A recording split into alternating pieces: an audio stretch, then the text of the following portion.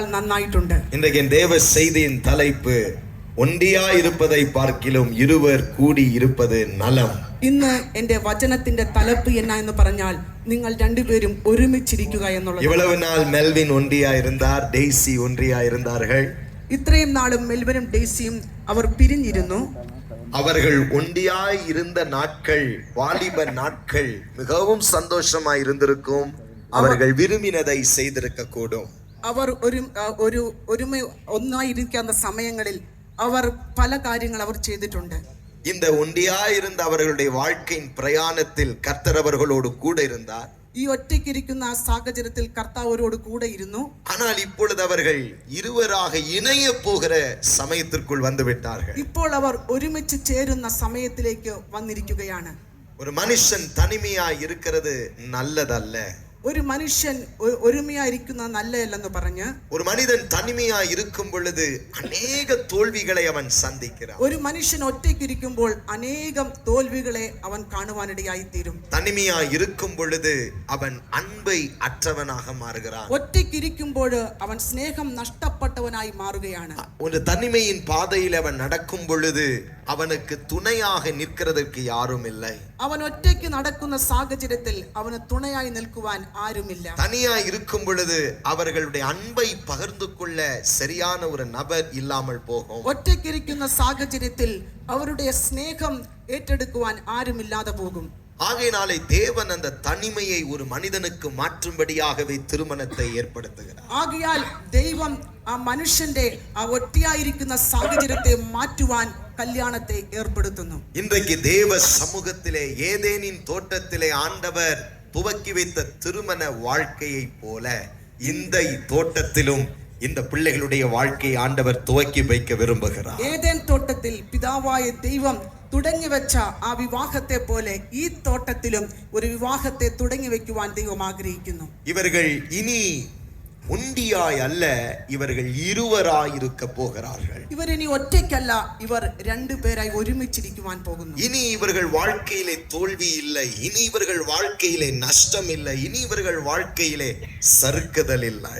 ഇവരുടെ ജീവിതത്തിൽ ഇനി തോൽവിയും നഷ്ടവും പ്രശ്നങ്ങളുമില്ല.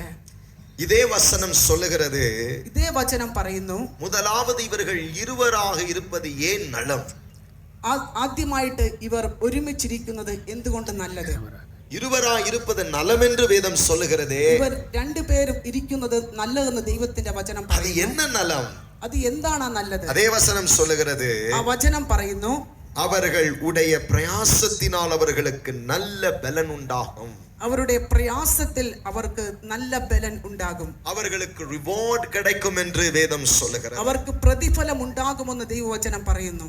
சில நேரங்கள்ல தனிமையாய் இருந்து எவ்வளவோ காரியங்களை சாதிக்க நினைத்தாலும் ஒரு காலகட்டத்திலே அந்த பிரயாசத்திலே ஒரு முடிவை நாம் பார்க்க முடியாது. പല വിഷയങ്ങളിൽ ഒറ്റയ്ക്കിരുന്നു കൊണ്ട് പലത് ചെയ്യുവാൻ ശ്രമിച്ചാലും അതിനകത്ത് ഒരു ജയം നമുക്ക് ലഭിക്കാതെ പോകുന്നു. மெல்வினும் சரி, டெய்சியும் சரி, they have achieved their love. அவர்களுடைய வாழ்க்கையிலே மிகவும் ஒரு நல்ல ஒரு வெற்றிகரமான ஒரு இடத்திற்கு இந்த தனிமையின் பாதையிலே கடந்து வந்திருந்தாலும் இவர்கள் இருவரும் சேர்ந்த பின்பு அவர்களுடைய லைஃப்ல மிகப்பெரிய அச்சீவ்மெண்ட்ஸை அடைய வேண்டும் என்று தேவன் விரும்பித்தான் இந்த திருமணத்தில் சேர்க்கிறார்.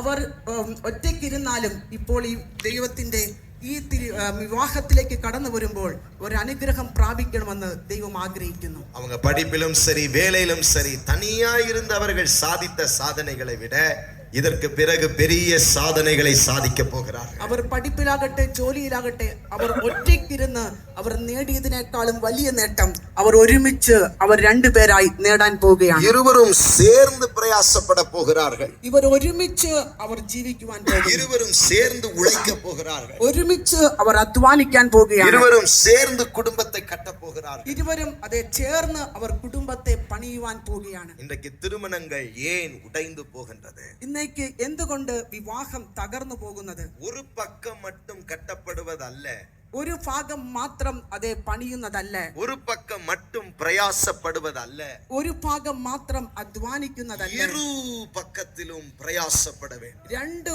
പേരുടെ ഭാഗത്തു നിന്നും അധ്വാനം ആവശ്യമുണ്ട്. கணவனும் மனைவியும் சேர்ந்து பிரயாசப்படும் பொழுது அதிலே பலன் உண்டாகுகிறது. ഭർത്താവും ഭാര്യയും ചേർന്ന് ഒരുമിച്ച് അധ്വാനിക്കുമ്പോൾ അതിൽ വലിയ ഒരു പ്രതിഫലം ஆகவே ഉണ്ടാകും. மெல்வினும் சரி டெய்சியும் சரி, മെൽവിനാകട്ടെ ഡെയ്സി ആകട്ടെ, இந்த நாளிலிருந்து நீங்கள் இருவரும் சேர்ந்து எல்லா காரியத்திலும் பிரயாசப்பட போகிறீர்கள். ഇനി നാള് മുതൽ കൊണ്ട് അവർ ഒരുമിച്ച് എല്ലാ കാര്യവും അവർ ഒരുമിച്ച് ചെയ്യുവാൻ പോവുകയാണ്. பெரிய ஜெயங்களை பார்க்க போகிறீர்கள். വലിയ ജയത്തെ അവർ കാണാൻ പോവുകയാണ്. பெரிய சக்சஸை பார்க்க போகிறீர்கள். വലിയ ജയത്തെ അവർ കാണാൻ പോവുകയാണ്. காரணம் இனி நீங்கள் ஒன்றியாய் அல்ல, சேர்ந்து செயல்பட போகிறீர்கள். ഇനി നിങ്ങൾ ഒറ്റയ്ക്കല്ല, നിങ്ങൾ ഒരുമിച്ച് ചേർന്ന് ജീവിക്കുവാൻ പോകുന്നു. தனியாய் முடிவெடுக்க போகிறதில்லை, சேர்ந்து முடிவெடுக்க ഇനി போகிறீர்கள். ഒറ്റയ്ക്ക് നിങ്ങൾ ഒരു തീരുമാനം എടുക്കത്തില്ല, നിങ്ങൾ ഒരുമിച്ച് തീരുമാനം എടുക്കാൻ പോകുന്നു. இன்றைக்கு வந்திருக்கிற உங்களுடைய திருமண வாழ்க்கையும் இருவருடைய பிரயாசத்தால் கட்டப்படட்டும்.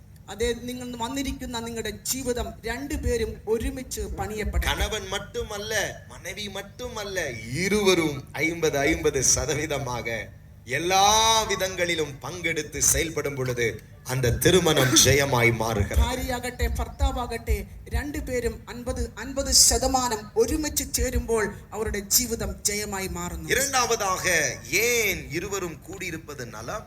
രണ്ടാമതായി, എന്താണ് ഇവർ ഒരുമിച്ചിരിക്കുന്നത് നല്ലതായിരിക്കുന്നത്? அதே பிரசங்கி 4:10 சொல்லுகிறது. അതേ സഭാപ്രസംഗി 4:10 പറയുന്നു, ஒருவன் விழுந்தால் அவன் உடனாளி அவனை தூக்கி விடுவான். ഒരുവൻ വീണാൽ മറ്റേയാൾ അവനെ എഴുന്നേൽപ്പിക്കും. யோசித்து பாருங்கள், ஒருவன் விழும் பொழுது இன்னொருவன் அவனை தூக்கி விடுவானா? നമ്മൾ ചിന്തിച്ചു നോക്കുക, ഒരുവൻ വീഴുമ്പോൾ മറ്റൊരാൾ താങ്ങി എഴുന്നേൽപ്പിക്കുന്നു. தனியாய் நடக்கும் பொழுது விழுந்தால் தூக்கிவிட ஆள் இல்லை. തനിയെ നടക്കുമ്പോൾ അത് വീണു പോകുമ്പോൾ ആരും എഴുന്നേൽപ്പിക്കാനില്ല. ஆனால் இருவராய் இருக்கும் பொழுது, ஒருவன் விழும் பொழுதும் சரி, இன்னொருத்தி விழும் பொழுதும் சரி, ஒருவர் தாங்கி அவர்களை தூக்கி விடுக்கக்கூடியவர்களாய் இருக்கிறார்கள். നിങ്ങൾ ഒരുമിച്ച് നടക്കുമ്പോൾ ഒരാൾ വീണാൽ ഒരാള് എഴുന്നേൽപ്പിക്കുവാൻ ഉണ്ടാകും.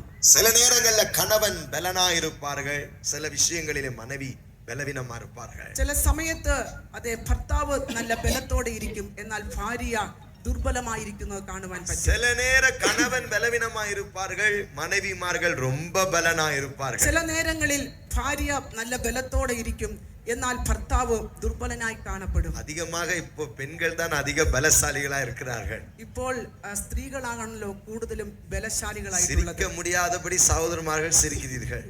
ചിരിക്കാതെ ചിലർ ചിരിച്ചുകൊണ്ടിരിക്കുന്നു. ரெண்டு பேரும் சேர்ந்து போய் நடக்கும் பொழுது, பலவீனப்பட்ட பகுதிகளிலே விழும் பொழுது மற்றொருவர் தாங்கி பிடிக்கத்தக்கதாக ஆண்டவர் இந்த திருமணத்தை ஆசீர்வதிக்கிறார். രണ്ടുപേരും ഒരുമിച്ച് നടക്കുമ്പോൾ ഒരാൾ ബലഹീനമാകുന്ന നേരങ്ങളിൽ മറ്റൊരാൾ പിടിച്ച് എഴുന്നേൽപ്പിക്കുവാൻ കടന്നു വരും. ஆகவே மெல்வின், டெய்சி பலவீனமாகும் பொழுது நீ தூக்கி எடு. അതുകൊണ്ട് മെൽവിൻ, നീ ഡെയ്സി ബലഹീനമാകുമ്പോൾ നീ എഴുന്നേൽപ്പിക്കണം. அதே சில நேரங்கள்ல மெல்வின் பலவீனமாகும் பொழுது டெய்சி நீங்கள் அவர்களை தூக்கி எடுக்க வேண்டும். അതുപോലെ ഡെയ്സി മെൽവിൻ ബലഹീനമാകുമ്പോൾ നീ തൂക്കി அதை എഴുന്നേൽപ്പിക്കണം.